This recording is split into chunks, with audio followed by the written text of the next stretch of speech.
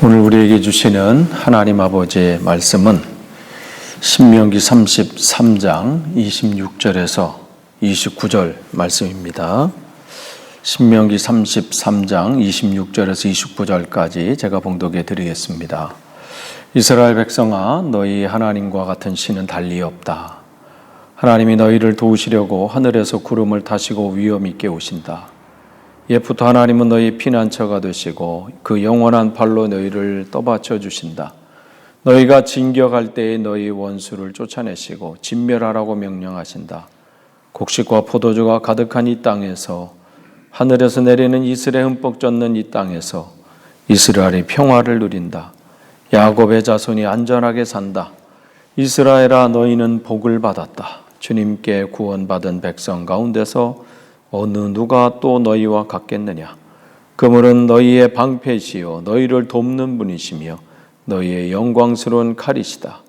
너희 원수가 너희 앞에 와서 자비를 간구하나 너희는 그들의 등을 짓밟는다. 아멘.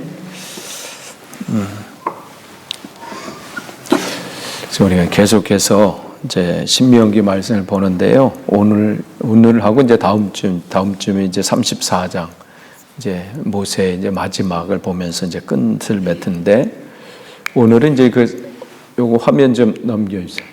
네.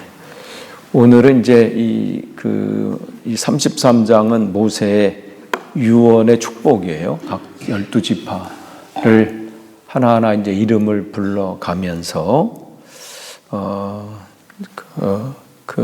그들의 지파에 가는 길에 주님의 평강이 임하기를 바라는, 그러니까 그 축복의 내용이죠. 우리가 이런 축복의 입술이 되기를 원합니다. 다른 이들을 축복하는 입술이에요. 특히 이 마음은 정말 어느 누구의 마음과는 다르겠죠. 정말 그 사랑하는 그 부모가 사랑하는 자식을 두고 하는 그러한 축복 기도이기도 합니다. 오늘은 이제 그 중에서 지금 이제 갓 지파, 처음 지난 쭉 보고 오늘 이제 3개 지파를 이제 더 이제 하면 이제 12지파 이제 축복이 끝나는데, 이 갓 지파를 이제 축복을 해요. 이제 요단강 동쪽이에요. 그러니까 르우벤이나 갓이나 므낫세 여기 지파는 다른 지파와 좀 다르게, 그러니까 므낫세 쪽은 므낫세 반지파라 이래요. 서쪽에서도 받았기 때문에 반쪽, 그래서 반반, 그래서 보통 므낫세 반지파 이러는데, 여기의 특징은 뭐냐면 서쪽은 여호수아 때에 이제 땅 분배가 이루어졌다면 이 동쪽은 모세 때에 땅 분배를 받은 거예요. 그중 이제 갓 지파인데, 뭐라고 이제 갓 지파를 두고서 그는 이렇게 말하였다. 갓 지파의 땅을 넓혀 주신 하나님을 찬송하여라. 갓은 사자처럼 누웠다가 사로잡은 먹이의 팔과 머리를 찢는다. 그들은 가장 좋은 땅을 차지하였다. 한 지도자의 몫이 그들에게 배정되었다. 이스라엘의 지도자들이 함께 모였을 때 그들은 종 주님의 공의를 지키고 율법에 복종하였다. 이건 일찍이 450년 전에, 지금부터 450년 전에 야곱으로부터 받았던 축복과 그 내용이 비슷합니다. 그들의 용맹함, 그 민족이 어떻게 그 일들을 감당할지, 그런 부분들. 여기서는 이제 사자의 새끼 이렇게 되니까 이제 어린 사자, 그런 이제 내용을 하는데, 아까 말씀드린 대로 축복에 주목해야 될 부분은 모세로부터 이제 땅 분배를 받았고요. 르우벤 지파나 또 므낫세 반지파와 같이 그렇게 받았고, 그 다음에 이 지파는 어떤 일들을 감당할 때 제일 선봉에 서서 그 내용대로 앞장서서 그 사명을 감당했던, 그걸 또 성실히 이 축복 받은 대로 그렇게 성실히 감당했던 지파가 또 이 갓 지파입니다. 또 그 다음 지파가 누구 나오는지 단지파가 나와요. 처음에는 이제 에브라임 지파 이쪽을 받았다가 확장을 해서 축복한 기도처럼 갈릴리 호수 그 위쪽, 북쪽 그쪽까지 이제 지경을 넓히는 그러한 단지파가 이렇게 되는데, 단지파를 두고서는 그는 이렇게 말하였다. 다는 바산에서 뛰어나오는 사자 새끼와 같다. 바산이라고 하면요, 저 북쪽을 말해요. 저 위쪽. 갈릴리 호수 북쪽 그쪽을 말하는데 거기서 오는 사자 새끼와 같다. 이렇게 얘기를 했습니다. 그러니까 이것을 통해서 그 지파가 탁월한 계략을 통해서 지역을 확장하고 또 그런 용맹을 떨치게 될 것이다. 그래서 굉장히 그 용맹함이 이 갓지파와 마찬가지로 이 단지파가 그런 용맹함이 있어요. 그래서 그랬는지 몰라도 이 지파 가운데 하나님이 사사로서 삼손이 등장하게 되죠. 그러니까 그러한 일들을 감당해서 각 하나님의 말씀 앞에 그 사명을 감당합니다. 11번째로 어떤 지파가 나오냐면 이 아셀 지파가 나와요. 아셀 지파. 이제 지파로서는 지금 11번째 이렇게 지파 이제 축복을 하게 되는데, 아셀을 위한 축복은 이렇게, 아셀 지파를 두고서는 그는 이렇게 말하였다. 아셀 지파는 다른 어느 지파보다 복을 더 많이 받은 지파다. 그들은 형제들에게 귀염을 받으며 그들의 땅은 올리브 나무로 가득 찬다. 그리고 새와 놋으로 만든 문빗장으로 너희 성문을 채웠으니 너희는 안전하게 산다. 그러니까 이 지파인은 이제 풍성함과 또 형제들 안에서 존귀함을 얻게 된다. 그래서 이 지파는 대대로 이게 이제 통계를 이렇게 보면 숫자가 굉장히 점점 이렇게 확장되는, 그러니까 하나님으로부터 많은 후손을 받는 그러한 지파가 됩니다. 또 기름진 소산물을 받게 되고요. 또 제일 중요한 것은 이 지파가 하나님으로부터 평온함을 얻게 됩니다. 그러니까 지금 이제 각 지파마다 이렇게 쭉 가서 이제 11번째까지 이렇게 딱 왔어요. 그러니까 지금 모세가 하나님으로부터 받은 각 지파의, 모세가 무슨 감정적으로 또 생각나는 대로 전한 게 아니라 하나님이 주신 말씀을 가지고 이 지파는 이렇게 될 겁니다. 또 이렇게 할 겁니다라는 그 축복을 전하는데, 그것을 이제 딱 끝을 맺은 거예요. 이 아셀 지파로 이것으로 이제 제 축복 기도를 마치겠습니다. 근데 등장하는 한 지파가 있어요. 어느 지파냐면 이 시므온 지파. 이 시므온 지파가 언제 자기 차례인가 보다. 사실은 기분은 나빠요. 순서대로 이렇게 쭉 하면 자기가 둘째 아들이니까 야곱에 이렇게 하면, 아니 둘째 정도는 아니면 셋째 아니면 초반부에 나와야 되는데 계속 10번. 우리도 그럴 때 있잖아요. 내 이름을 이렇게 그래도 목사님 불러주시겠지 막 하는데 10번째도 안 나와. 아니 막내까지 다 했어. 근데 11번째 그래. 근데 기댔는데 아셀 지파. 이제 우리만 남았으니까 이제 우리겠지 하는데 이것으로 끝. 우리가 집회 때나 이렇게 목사님들에게 축복 기도해 줬는데 나만 빼먹었어. 그것도 굉장히 섭섭해요. 다 이렇게 가는데 난 건너갔어. 뭐지? 아니 그것도 섭섭한데 지금 시므온 지파가 빠져버린 거예요. 야곱이 그 축복 기도할 때는 시므온에 대해서 언급이 됐거든요. 근데 사실 그것도 언급은 아니에요. 너희들 흩어질 것이다.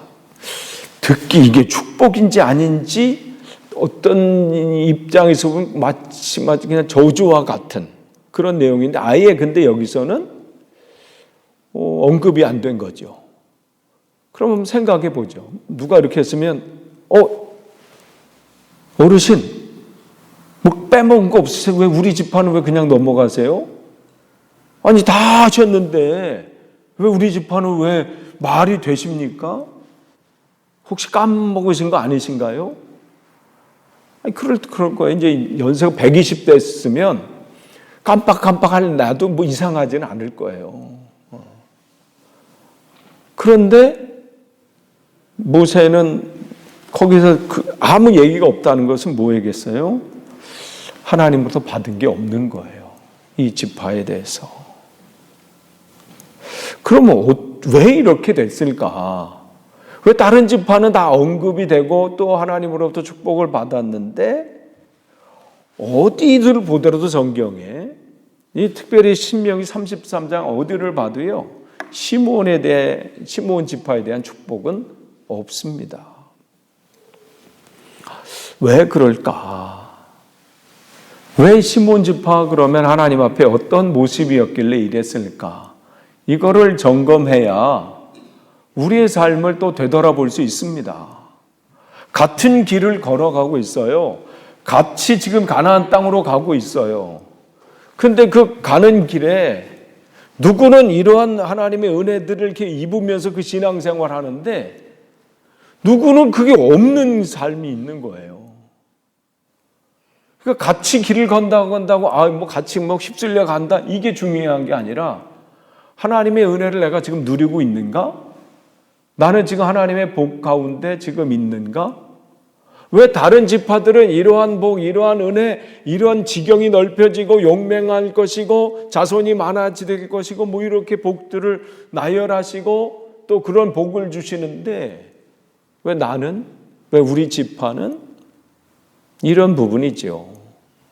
그러면 우리가 추정해 볼 성경은 왜 그런지를 여기 기록되어 있지는 않아요. 그러나 우리가 이 시므온을 보면서 추정해 볼 수 있어요.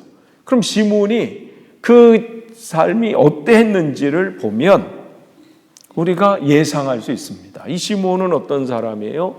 야곱이 이제 세겜 땅으로 이렇게 이사를 쭉 할 때 거기에 정착하잖아요. 사실 거기 정착해서는 안 돼요. 그가 형으로부터 피해서 도망가서 외삼촌 댁으로 갈 때 베델에서 돌베개 안에서 하나님 앞에 약속한 게 있어요. 다시 이곳으로 돌아와서 주님께 예배하겠습니다. 그런데 가는 여중에 그냥 그 세겜 땅에서 머물러요. 거기가 좋은 땅이거든요. 근데 무슨 일이 일어나요? 거기서 야곱의 딸 디나가 이 세상은 어떠한가 갔다가 한 남자와 눈이 맞잖아요. 그러면서 거기서 어떻게 성폭행을 당해요. 그런데 그때 야곱의 아들들이 하나님의 언약 백성의 표징인 할례를 가지고 어떻게 해요? 그들에게 속이는 거죠. 너희들이 우리와 결혼하려면 우리가 이런 예식이 있고 이런 문화가 있는데 이거를 행해야 된다. 그러니까 거기 남자들이 다 할례를 행하잖아요. 그거를 빌미로 어떻게 해요? 그 남자들을 모조리 죽이잖아요. 집단 학살이 벌어져요. 이거의 주동자가 누구예요? 이 시몬하고 레위예요. 이 일들을 주님은 기억하시는 거예요. 그런데 레위는 이 출애굽하면서 모세가 십계명을 가지러 올라간 그 사이에 모세가 더디 오자 40일인데도 오지 않자 밑에서는 문제 생긴 거 아니냐 하면서 금송아지 제단에서 금송아지 우상을 숭배하는 그런 일이 벌어지잖아요. 그때 레위는 하나님 편에 서서 옳고 그름의 분명한 자리에 서서 그 사명을 감당해요. 그러니까 그는 자기 그 삶 속에서 분명 하나님과의 관계의 온전함을 드러내고 그러한 시간들을 확보했습니다. 그런데 이 시므온은 그러한 증거가 없어요. 또 이 시므온은 또 어떤 사람이었냐면 요셉의 형들에 의해서 애굽으로 팔려갈 때 이 둘째였던 시므온이 요셉을 죽이는데 제일 앞장서요. 그래서 요셉이 형들을 이렇게 다 왔을 때 그 동생 막내 베냐민을 이렇게 오려고 할 때 한 사람을 인질로 두고 가라 했을 때 누구를 이렇게 딱 잡아요? 시므온이에요. 그러니까 감정이 벗어났다 하더라도요 아직까지는 있어요. 그게 사람이에요. 그런 면을 보면 요셉도 우리와 그렇게 저 형 때 아무리 용서해도 그냥 그 안에 있는 거죠. 형은 남어 이렇게 된 거예요. 또한 출애굽에서 거의 다 이제 왔을 때 그 백성들 시딤 골짜기에서 이제 거의 다 왔는데 이스라엘 남자들이 모압 여인들에게 유혹을 받잖아요. 유혹 앞에 안 넘어갈 그 당시 상황이 아니었어요. 왜냐하면 제가 말씀드린 대로 광야 생활 40년 그 오랜 세월을 하면서 이게 구분이 안 되는 거예요. 남자인지 여자인지 뭐 모래바람에. 근데 한쪽 왔는데 막 화장하고 뭐 난리도 아닌 거예요.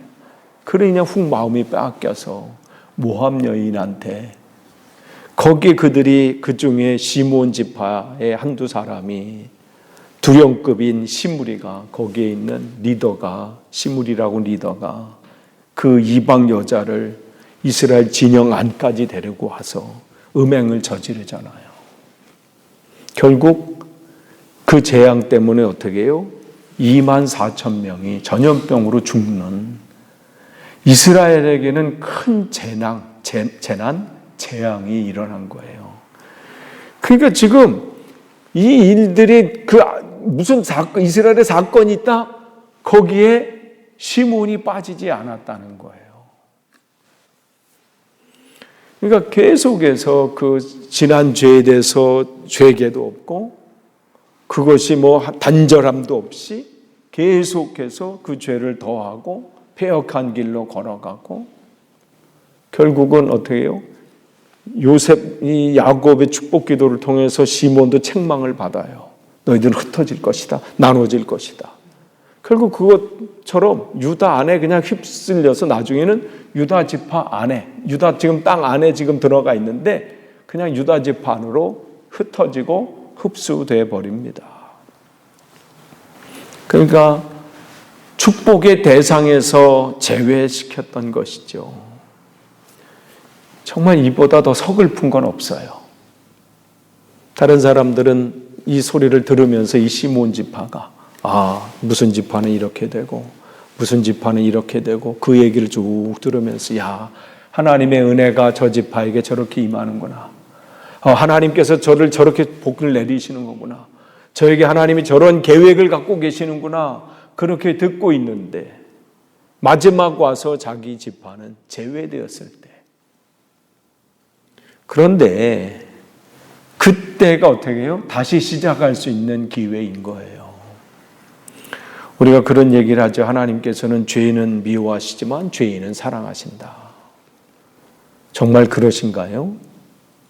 죄인은 미워하시면 죄인은 사랑하시는가? 여기서 죄인이라고 하는 것은 죄인을 사랑하신다고 할 때 여기서 죄인은 죄를 고백한 자를 말하는 거예요. 하나님은 죄를 지옥에 보내시는 게 아니잖아요. 누구를 보내요? 죄인을 지옥에 보내십니다.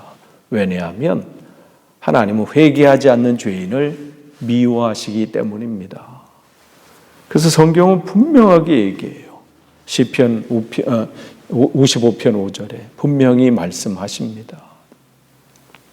그러니까 회개하지 않는 사람은 하나님의 진노의 대상인 거예요.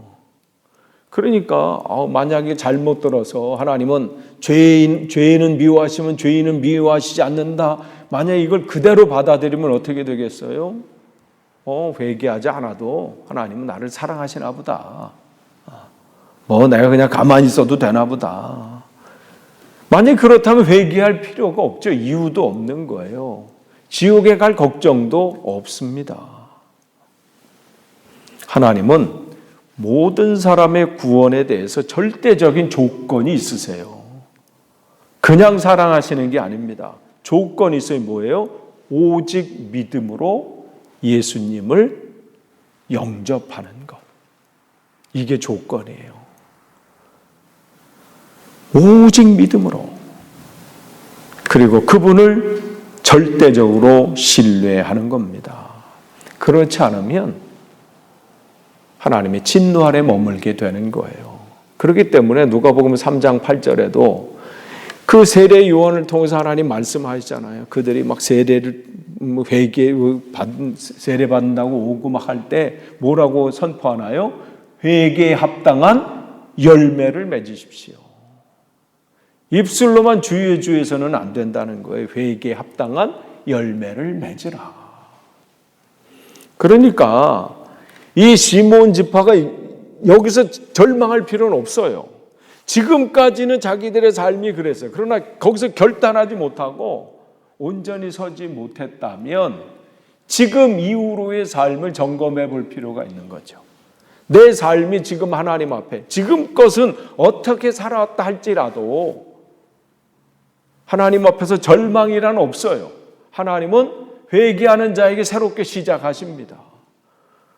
주님의 은혜를 구하고 주님 내가 이제 다시 서겠습니다 고백하는 자를 통해서 하나님은 일을 하시기 때문에 그래요. 그러니까 어떤 경우라도 어떤 상황이라도 거기에 절망이나 포기는 없습니다. 그래서 모세는 각 지파를 다 축복한 다음에 이제는 이스라엘 전체를 향해서 이제 축복하기 시작하는 게 이제 26절에서 29절, 그래서 33장이 이제 그걸로 마감을 합니다. 이스라엘 백성아 너희 하나님과 같은 신은 달리 없다. 이게 결론이에요, 결론.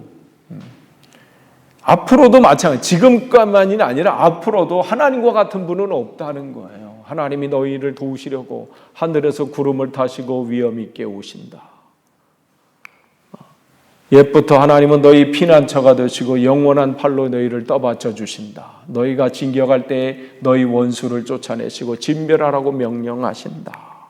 곡식과 포도주가 가득한 이 땅에서 하늘에서 내리는 이슬에 흠뻑 젖는 이 땅에서 이스라엘이 평화를 누린다.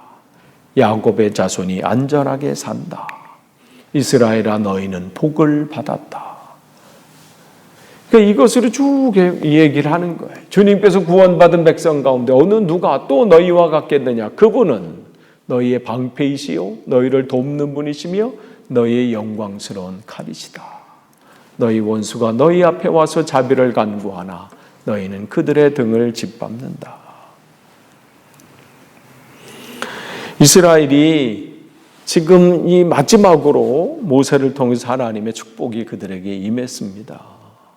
이 얘기는 이들이 대단해서 뭔가 잘나서가 아니라 오직 뭐예요? 하나님의 은혜로 이렇게 하나님이 세워주시는 겁니다.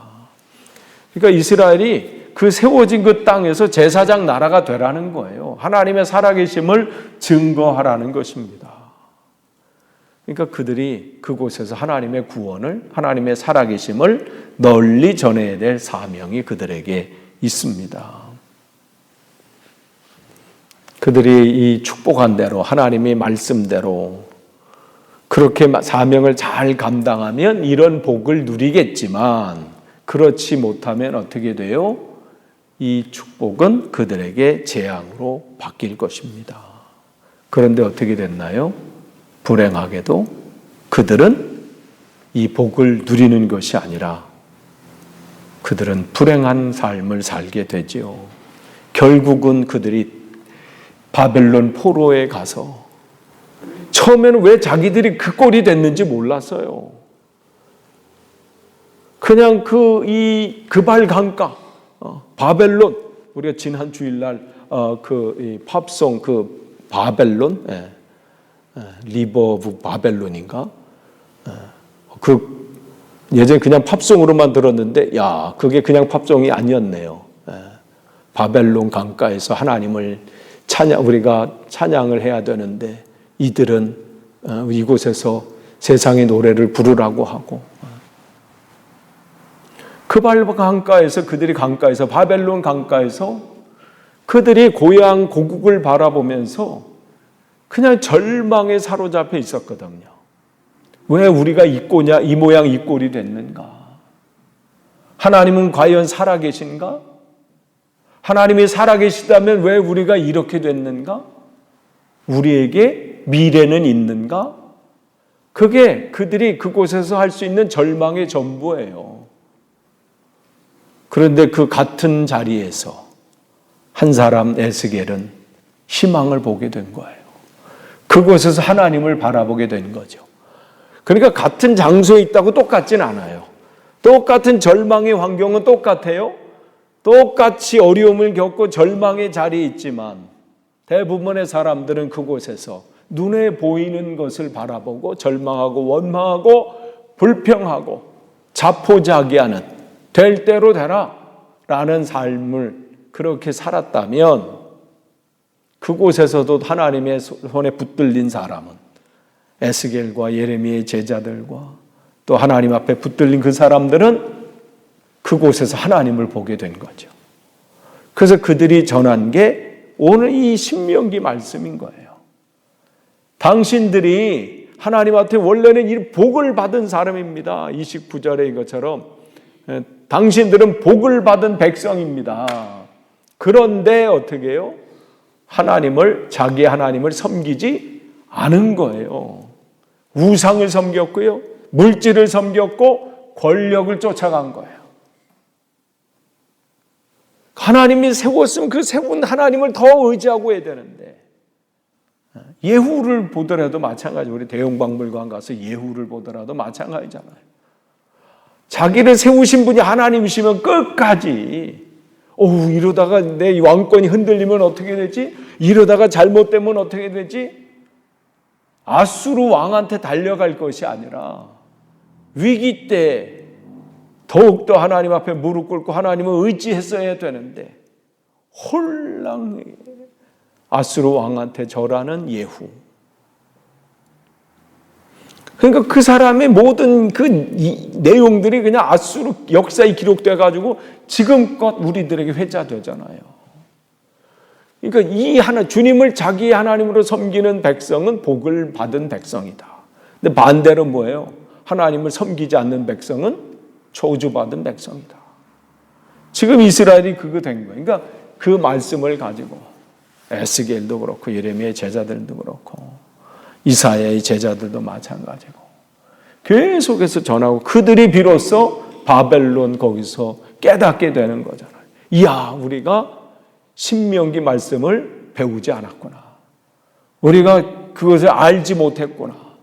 그러면서 그들이 다시 말씀을 읽기 시작한 게 신명기예요. 읽으면서 뭐 한 거예요? 회개 운동이 일어나고 말씀을 배우기 시작해서 그 안에서 회당이 이제 신하고 회당이 이제 세워지기 시작하는 거예요. 그 전까지는 회당 자체가 없었어요. 그냥 우리는 성전에서 했는데 성전을 잃어버렸으니까 이제 끝났어. 하나님 앞에 예배하는 것도 이제 끝났고 할 수도 없고 이제 우리는 그냥 망한 거야. 했을 때 그들은 지금 우리는 성전은 못 가지만 이곳에서 우리들이 모여서 하나님 말씀을 배우고 기도하고 주님을 찾자.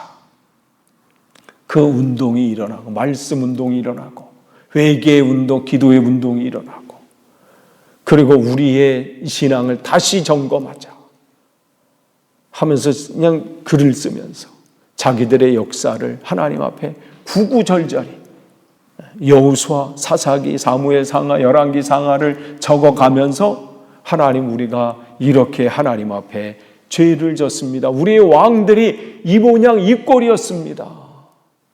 그것을 거기서 완성을 하잖아요. 그게 신명기 역사예요. 그리고 우리는 하나님의 백성입니다. 바로 설 것입니다. 그러면서 그들의 역사, 하나님 앞에서의 우리 그 가치, 우리의 이 정체성, 그게 역대상하고요. 그러니까 하나님의 복을 누리는 것은 그냥 하나님 우리를 복 주셨으니까 이제 됐어. 끝나는 게 아니라 그 복을 누릴 수 있는 그 삶이 이 열매들이 나타나야 된다는 거예요.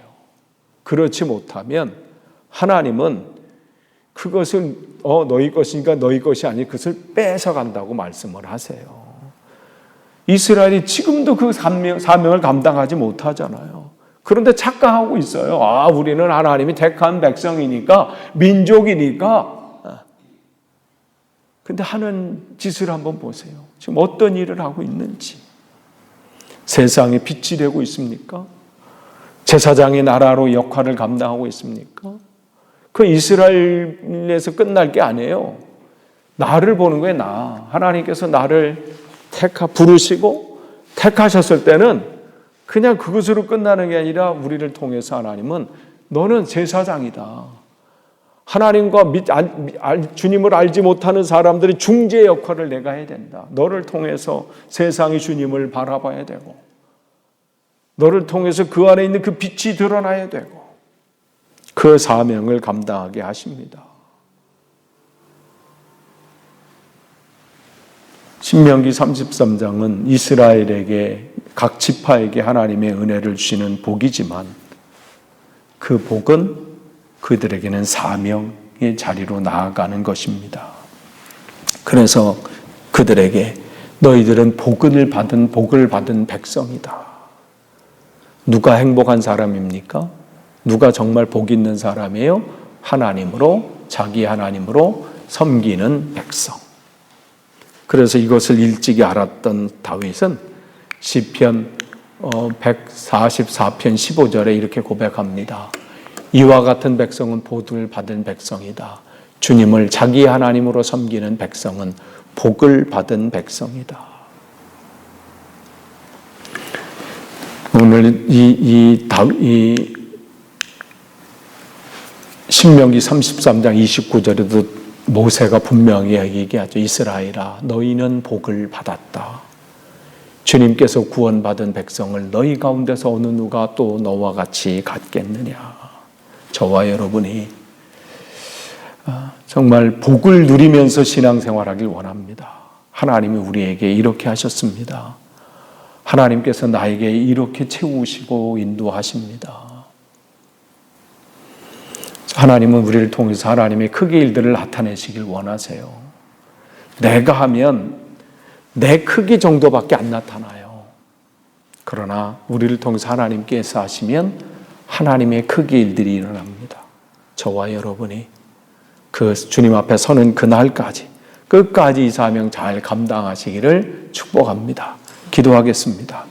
하나님 감사합니다. 우리는 하나님으로부터 복받은 백성입니다. 주님을 하나님으로 섬기는 백성은 복이 있다 말씀하셨습니다. 주님, 우리를 통해서 주님께서 이루실 놀라운 일들을 기대합니다.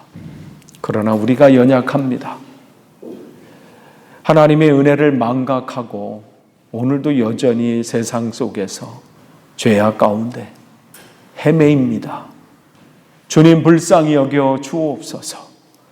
하나님 우리 각자에게 하나님이 예비하신 은혜로 채워주시는데 우리는 그것을 깨닫지 못하고 누리지도 못하고 하나님을 바라보지도 못합니다. 이 시간 회개합니다. 주님 다시 한번 결단하고 주님 앞에 온전히 서도록 인도해 주옵소서. 예수님의 이름으로 기도합니다. 아멘.